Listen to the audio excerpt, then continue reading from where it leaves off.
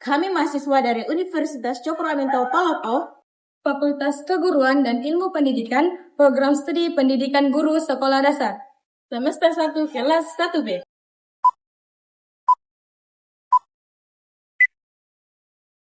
Video ini dibuat untuk menyelesaikan tugas mata kuliah pengantar ilmu pendidikan yang berjudul Sejarah Perkembangan Pendidikan Zaman Kolonial Belanda dengan dosen pengampu Dr. Muhammad Hasbi SSMPD.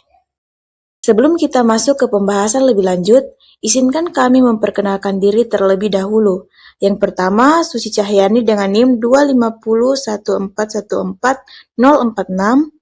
Selanjutnya Naila Cintari Hasmir dengan NIM 25014140053. Yang terakhir, saya sendiri Artika Devi dengan NIM 25014140083.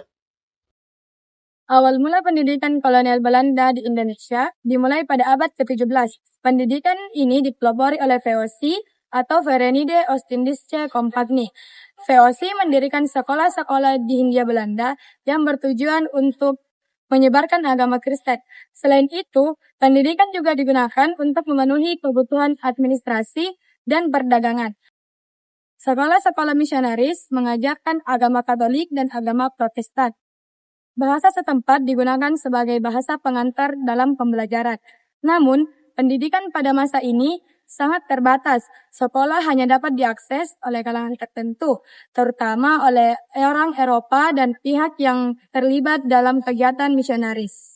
Memasuki abad ke-19, kebijakan pendidikan kolonial Belanda mulai lebih terarah. Pendidikan dibuat untuk melayani kepentingan pemerintah dan ekonomi Hindia Belanda. Sekolah didirikan untuk mencetak pegawai rendahan dan tenaga kerja murah. Tenaga kerja ini dibutuhkan dalam administrasi kolonial dalam perusahaan Belanda. Mulai dibuka sekolah dasar untuk pribumi seperti HIS. Di sekolah ini, bahasa Belanda digunakan sebagai bahasa pengantar. HIS juga menjadi persiapan ke jenjang pendidikan yang lebih tinggi, seperti MULO.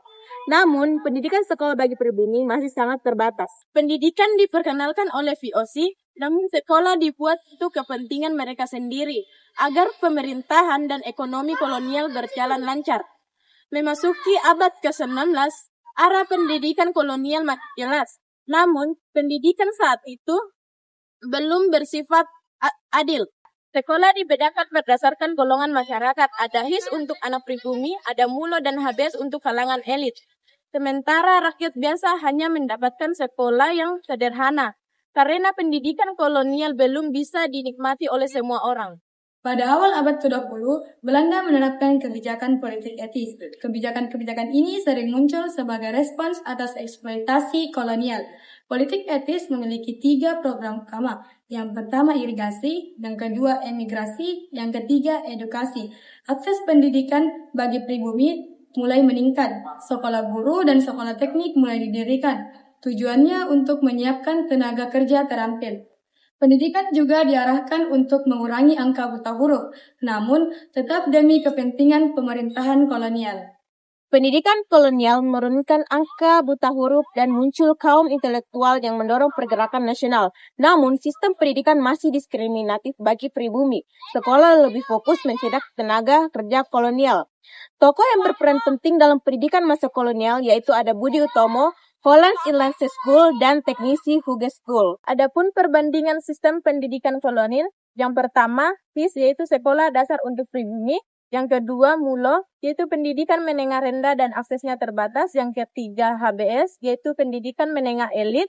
Keempat atau terakhir, universitas, yaitu puncak pendidikan dan aksesnya sangat terbatas. Sekian materi yang kami sampaikan. Kurang lebihnya mohon dimaafkan. Wassalamualaikum warahmatullahi wabarakatuh.